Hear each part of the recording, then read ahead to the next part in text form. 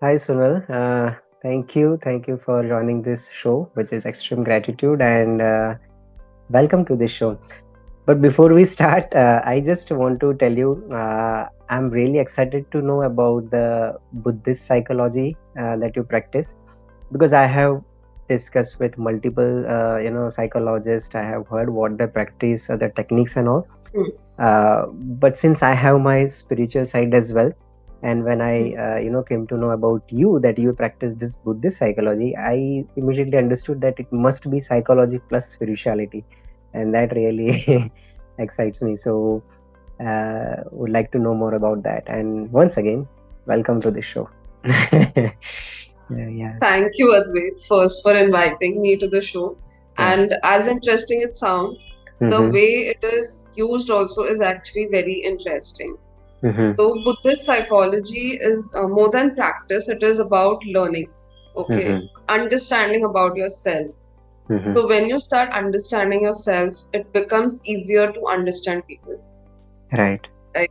A Mm-hmm. deeper understanding about yourself. So, Mm-hmm. the practice, as you call it, or I would say the study of Buddhist psychology works on mind. Mm-hmm. Okay, they help you understand different ways the mind thinks in, the different areas, how it functions, the emotions, how we Mm-hmm. respond to it. So, Mm-hmm. it actually says the different mental states that we tend to have, all humans, and Mm-hmm. how we find different ways to satisfy ourselves. Okay, satisfy Mm-hmm. emotional needs, and how Mm-hmm. we work around. Mm-hmm. So, Buddhist psychology, what they say, there are three main poisons, as they say it in Buddhism, three main poisons. Poisons. Okay. Mm-hmm. That poisons Mm-hmm. that people are usually governed with, and those are the major reasons the way we respond, react. Mm-hmm. So, the three main poisons, one is ignorance, Mm-hmm. second is attachment, and third is aversion. Okay. Okay. Yeah, okay. Uh-huh. Now, these three things are very important for us to know as counselors, because if we go down to the root level of the issues that people talk about, it comes into these three categories. Mm-hmm. Ignorance, they don't know what the other person is going through. They don't even want to know most of the time. मुझे Mm-hmm. ये problem है, मुझे ये हो रहा है, मुझे ये हो रहा है. Okay, so it Mm-hmm. is more about I don't want to know. So they're Mm-hmm. ignorant about the fact, also ignorant about why they are the way they are. Mm-hmm. So because of that ignorance, they are in the same cyclic pattern. Mm-hmm. They are Mm-hmm. stuck in the cycle, Mm-hmm. Mm-hmm. as we call it on the higher perspective, karma, rebirth. ये बाद में Mm-hmm. आता है, but अगर मैं psychologically बोल दूँ, you're Mm-hmm. stuck in the same pattern of Mm-hmm. relationships, childhood, Mm-hmm. if Mm-hmm. your kids Mm-hmm. also have the same pattern. तो Mm-hmm. ये हो जाता है ignorance. अब हो गया attachment भी ले आ जाता है आपको सबसे बड़ा issue. Mm-hmm. Attachment, as we say, is the root cause of all problems. Mm-hmm. Because of that attachment, expectations arise, conflict arise, people get into depression, people get into anxiety because of attachments. This Mm-hmm. is the second poison, as they say. And the third one is aversion. Aversion is basically, oh, I don't want this. I don't want this, You are Mm-hmm. rejecting something. The resistance part. Resistance, rejection. Okay. So aversion with a lot of clients, especially with counseling and it being a new field yet, the Mm-hmm. first step is what I don't want to go for counseling. मुझ में कोई problem ही नहीं है. Mm-hmm. Yeah. Okay. So your healing process in a way is stopped. So that is where Buddhist psychology comes with, where they are helping you understand the Indian concept of mind, the karma, and how to use it in your counseling setup, understanding how the mind works. So Okay. that's where Buddhist psychology. And I'm a little bit more curious on what you just said about the ignorance and all attachment and the aversion. So is it that ignorance of we don't know who we are, like we are Yes. like they say, like we are spiritual being having human experiences. So are you talking about that ignorance? So if you're talking from a spiritual perspective and a very high level perspective, yes, that is the Okay. ignorance that we are not aware what is our potential, who we are, what is our Okay. life purpose. Okay. Right. So that is the reason we feel we are stuck. We are coming back. We are in that cycle trying to figure out what is my life purpose. Right. That So Right. that is one type of ignorance. Definitely, that is on the very higher spiritual level that we are Right. talking about. Okay. But this But ignorance, I think you are talking about, is the ignorance of you don't know how your mind psychologically, works, right? Psychologically.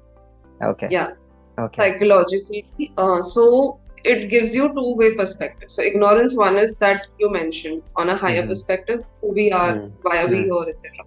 Mm. And the second ignorance, if I talk purely from a therapist, psychologist Mm-hmm. perspective, Mm-hmm. is the ignorance about self, ignorance about others' feelings also sometimes. You don't want to know Okay. their feelings, you don't want to know their perspective, which Okay. also creates conflicts. If you would Mm. know how, when we are in a relationship, when we don't Mm. want to know what a partner is going through, or we Mm-hmm. are ignorant about it completely, Mm-hmm. it Mm-hmm. creates conflicts, Right. Right. right? So that's how this ignorance is also important for us, from when I'm Okay. talking from a therapist perspective. Right. Right. Okay. So well, let's say when any a patient comes to you, you understand him, and then you try to put him in one of these three areas, probably all together in three areas. He or she may fall into, but then so how does that help you then? To help them. Uh, Yeah. yeah. Okay. Mm-hmm. So when I know that the person is either ignorant or Mm. attached to something or averse of something, so when being ignorant, we help them understand different perspectives. That have you spoken to the person, or these are the different possibilities that might Mm-hmm. have happened. Mm-hmm. It's not you. It's not you centric, because a lot of times it's not about you. We Mm-hmm. feel it is about us. हमारे वजह से problem हुआ है, या people are ignoring us, but Mm-hmm. it might be a different reason. Mm-hmm. So when you're saying that, getting them down to these three problems, one is, as counselors, we usually don't put them in a complete box of any form. We just Mm-hmm. try to understand. Okay. Because if I'm going to put them in a box, then I am being ignorant about the way they Mm-hmm. are. Mm-hmm. So it's to understand them first. And when I realize, okay, one of it might be stronger. So Mm-hmm. helping them see those perspectives, helping them being aware. So when Mm-hmm. this happens, you bring awareness to the client that Mm-hmm. you are being ignorant here, or you're too attached to this thought, or you're too attached to this person, or you're Mm-hmm. too attached to this self of yours, maybe a childhood self of Mm-hmm. yours, or any self of yours. Mm-hmm. Mm-hmm. So that's what we make them aware of, which Okay. people usually don't know. Or we make them aware about the aversion, that you're constantly rejecting certain Mm-hmm. people, or you're constantly rejecting certain things in your life. Mm-hmm. So how are you going to go forward? Or you are Mm-hmm. fearing certain things in life. So how are you going to go forward? So Mm-hmm. when you see that a person has these three things, Mm-hmm. the job as a counselor is to make them aware about it. Mm-hmm. And that's the whole point, right? With the Mm-hmm. Right. psychology, it's about awareness. Right. Right. That's my job there. Okay. Okay. And so because the traditional psychology or whatever you have studied as a part of your this but then because what I know, those techniques are very much predefined, and one should not deviate from that. So how Deviate. do you combine these two things and make sure that Okay. okay. Mm-hmm. See, when you're talking about counseling, I'll be very clear here. My degree is not with this psychology. This is like a Right. side course that I did as an addition to my master's in clinical psychology. Right. So I have a proper degree of being master's Absolutely. in clinical psychology. Then Yes. that's when this Mm. psychology was an addition I did to. Along with that, as a graphologist, I practiced, and as a Reiki healer also. Oh, okay. So Well, I am when also a Reiki practitioner. I've done so you would know. 3A. Yeah. Okay. Yeah. Okay. Yeah. So when you're talking about being certain specific to certain way, my Mm-hmm. approach is always quite seeing it from different perspectives. Mm. Not going to be one perspective. Right. And also when you're working with humans, Mm. you cannot be like, okay, this is the only thing I'm going to do. Step 1, step 2, step 3, step 4. Yeah. Things don't work like that, Right. because you don't know how they will react once they go back. Correct.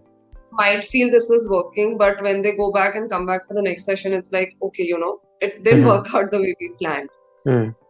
With humans, things are unpredictable. When it comes to my practice, I first start with understanding what is their need. What is that one thing which is disturbing them the most? Is it Okay. the relationship area? Is it the career area? Is it the personal factor? Right. So, first understanding that and then getting deeper to know okay, which way will work for them. Is it going to be a logical way? Is it going to be a spiritual way? Is it going to be a different perspective? So where it comes to where we understand the parents first, that okay, this has come from parents, so the child has to be spoken in a different manner because it's not the child's fault. The parents have been playing a major role here. Right. So we have to understand which approach works. It's a logical approach, it's a spiritual approach, or it's a mixture of both, because a lot of times people have both ways of thought process. Right. So when you understand that, that's the approach, because the final goal of any therapist you go to is to help the client manage their life. Right. So if this is my end goal, I cannot be stuck with my approach and be very rigid with it. No, that is so cool. I mean, because you have, the traditional methods as well, and the Reiki and the spiritual aspects as well. So it's a good combination that you have, Yeah. Right. Needed. Okay. So, all right. So then how this graphology helps you? Okay, so graphology is basically a study of your handwriting, drawing, and signature. The way you make your formations. We are not concerned with your grammar. We are not concerned how well writer you are. But the way you make your formations is what helps us to understand your thought process, your upbringing, your mindset. Okay. So when I sit for counseling, I make sure to take the handwriting and drawings beforehand, so that from the first session itself, I know what is the issue. I'm not going to sit there wasting time. I know this is the issue. Then there is a direct conversation that I can have with my client, because I know what the issue is. That this area is a problem. Is it with your father? Is it with your mom? It's a very direct approach. It saves time. Secondly, because I know what the issue is, it becomes easier to give them therapy. Okay. Right. Yeah. So that way it saves a lot of time for me. It saves a lot of time for my clients also, because if I'm going to wait for my client to open up, it might take 2 to 3 sessions. Okay. But here I already know what the person is going through, what are the major problems. So when I sit for the first time also with you, I know you. I'm not blank. Right. Introduce yourself. That's not how it works with me. I know what it is. It's very direct. This. I will ask them these questions. I'll ask them about certain incidences in life at this age. So I know that helps me with my. So just to ask you, I mean, like, based on whatever conversation we had so far over a chat, or would you be able to tell me like about myself based on the sentence formation I had? No, you No, need when to you're see the talking about handwriting sentence only. formation, I'm talking about handwriting, pen and paper. Writing only. Okay. Yeah. Okay. Proper pen and paper, because your hand movement has a direct neural connection. Okay. And because it has a direct neural connection, the way you make your formation says something. It's just very simple. People say aisa nahi ho sakta, but just go back to your schooling. All the classmates that you all learned with the same cursive writing book or print writing, whichever book. Even though you all practiced in the same book, when you all started writing in your normal notebooks, everyone had a different way of writing. Right. Why? Even though it was the same book, it was the same pen also, because we were forced to initially get the same pen by school. Then why are different formations? Why everyone is writing so differently? Why some people are writing so easily? Why some people are having so much struggle? So when you understand this, you start realizing it's for a reason, because the way you think, that is how your hand moves, because this is all connected to your brain. Yeah. And your leg, for that matter. In fact, I have seen that. I have experienced that. When I'm too calm and cool, the handwriting becomes very easy to understand. I can literally differentiate between the two things. So yes, I understand that. Yeah. But then you need to see me writing, or my even handwriting would also work. Yeah, handwriting is enough. Acha, I okay. don't need to say you writing. Yeah, handwriting is Uh-huh. enough. Handwriting, Uh-huh. drawing, and signature is what I take. Okay. Okay. Maybe at the end of this interview, if I can give you my signature and if you could tell me something about myself, that would be good. For sure, definitely. Yeah. Okay. Okay, sir. My next question about some basic psychology related thing, because as you said, rightly said, people are very hesitant to reach out to psychologists.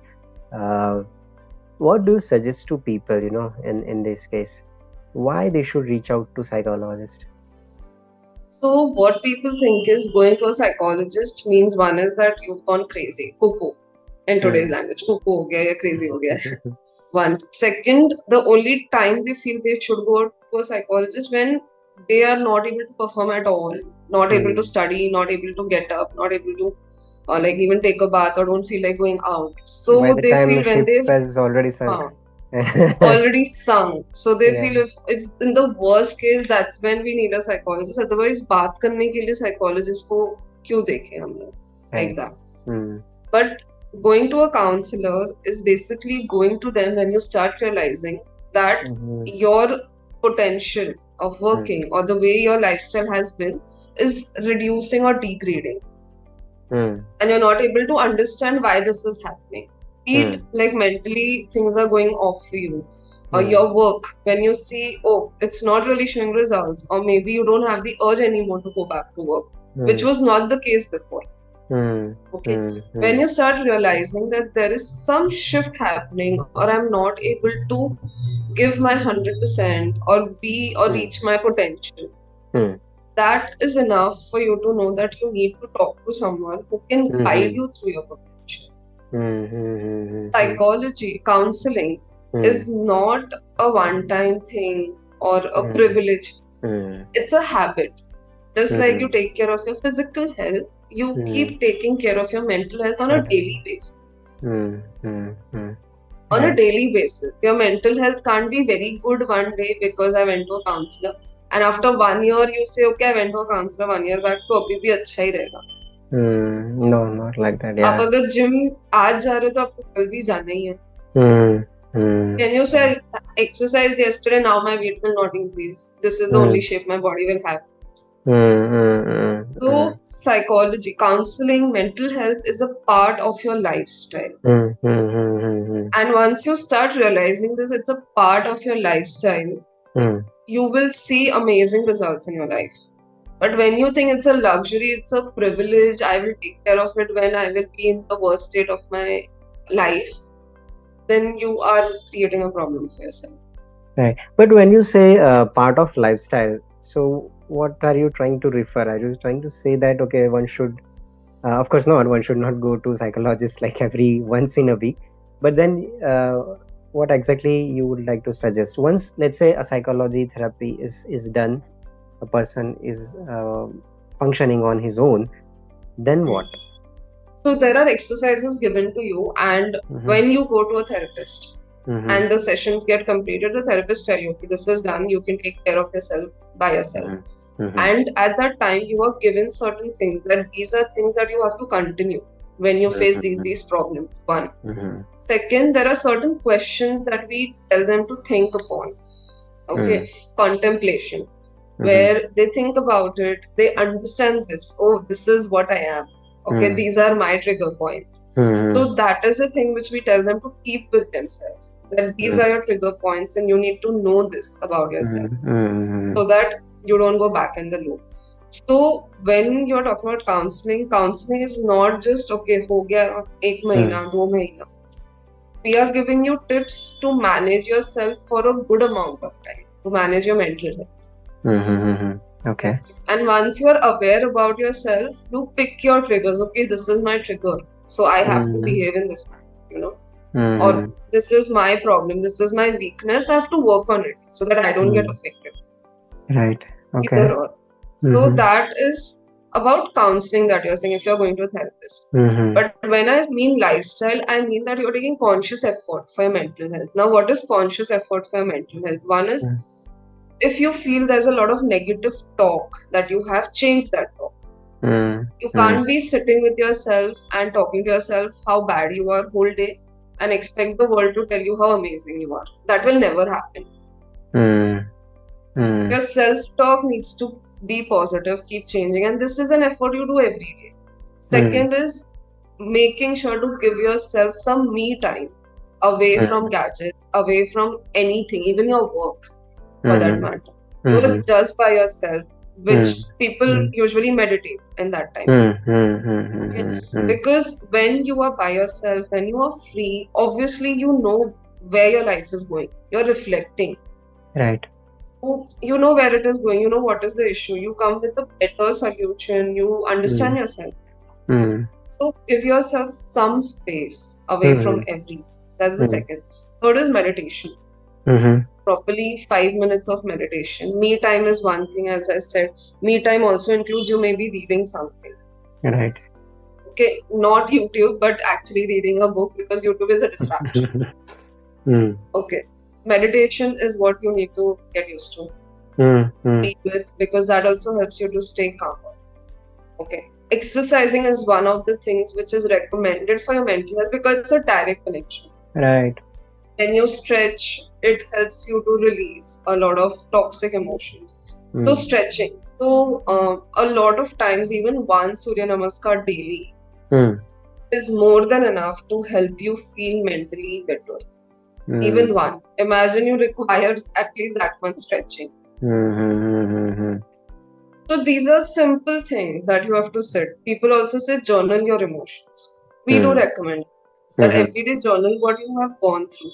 Because in today's time, we are living in a world where nobody trusts anyone. Even when I talk to a couple, the intent is I can't trust them 100%. I think in talk, and these are the only things I talk. Okay, 20 years marriage, 25 years marriage. So the trust factor is very fragile in today's time. So journaling your emotions, what you went through, helps you vent out. So you don't always need people. That's an everyday emotional baggage that you're throwing out. You're not carrying it every day. So journaling your emotions and expressing gratitude. Being grateful for what you have, because social media works otherwise. It's reminding you every day what you don't have. Yeah. And when every day you're reminded what you don't have, you start feeling terrible about your life. So at the end of the day, a small act of gratitude or beginning of the day makes a huge difference. So that's the reason I said lifestyle. Doing these things every day help you with your mental health big time. Right. Wow, nice. Yeah. Okay. And well, I had not thought of asking these questions initially, but now I'm asking, since you talk about some practices. I practice writing positive affirmations. What do you suggest? Do you think this works? Of course, I mean it works, but what should be the next level? Because what I have done is I'm writing positive affirmations for last 6 months. Sometimes it has become very mechanical. I don't feel it. I'm just writing it, but now I have started feeling those sentences as if those have already happened. What should be the next step, or what should I should continue? Affirmations is by itself one of the things. There's no level to it, to be honest. The thing about affirmations definitely is that you need to at least somewhere believe this is possible. This is achievable. Maybe not immediately, but I know this is achievable. Someone has done it, so it is possible. That is the main thing about affirmation. If you're doing affirmations just for the sake of it, it will not work in the long run. So that's the first thing about affirmation. Second is, when you have an affirmation, your behaviors need to be in support of it. Okay. Now I'll give a very simple example.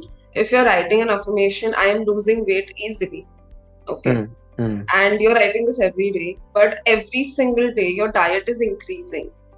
Okay. And you're saying, मैं affirmation लिख रहा हूँ तो मेरा weight तो कम होना ही है, मैं कितना भी खा लूँ. Not going to work. Your actions have to be in sync with your affirmations. Then only it makes sense. Otherwise, you're telling your brain contradictory things. Contradictions don't work for the brain. Right. Okay. So that's the next step. If you're saying, then this is the next step. Next step. Okay. What else? What else? In my case, I would say not much. I'm not contradicting my actions with what I'm writing. But the feeling level, because I was watching Dr. Joe Dispenza, if you know him, right? He was saying that, like thinking is electrical charge and feeling is magnetic charge, right?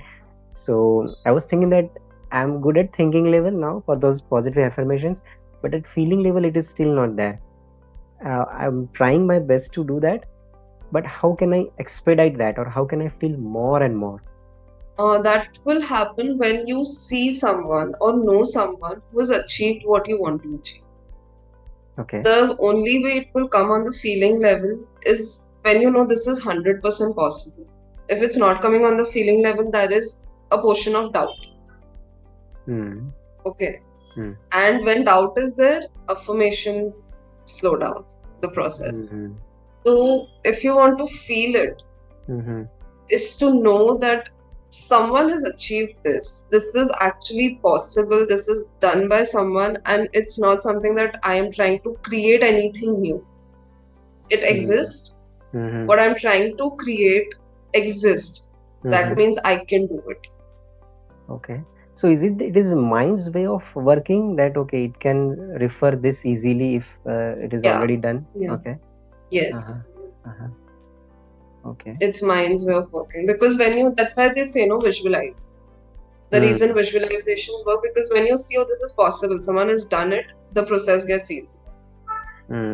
Okay. All right. Which are some self-help books that you would suggest to the audience?